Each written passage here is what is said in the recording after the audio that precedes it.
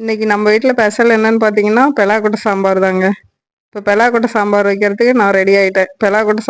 பெலாக்கொட்டையை வேக வச்சு எடுத்து தோல் நீக்கிட்டு வச்சுட்டு, இப்போ வந்து பொரியல் ரெடி பண்ணி வச்சுட்டு அப்புறம் சாம்பார் வைக்கலான்னு சொல்லிட்டு முட்டைக்கோஸ் கடலைப்பருப்பு போட்டு சூப்பராக பொரியல் பண்ணி தேங்காய் போட்டு சூப்பராக கோஸ் பொரியல் ரெடி பண்ணி எடுத்து வச்சாச்சுங்க.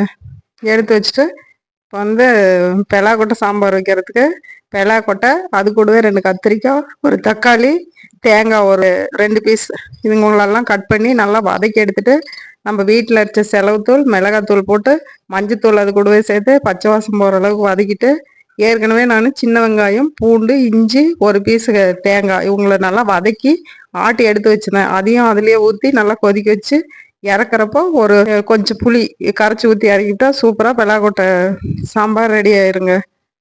டேஸ்ட்டாக இருக்கும். இப்போ பார்த்தீங்கன்னாக்கா நேற்று கோதுமை மாவு தோசை போட்டேன். அதில் மாவு கொஞ்சம் மீந்து போச்சு. அந்த மாவை வச்சு கொஞ்சம் ஒரே ஒரு கேரட் போட்டு கொஞ்சமாக அல்வா செஞ்சாச்சுங்க.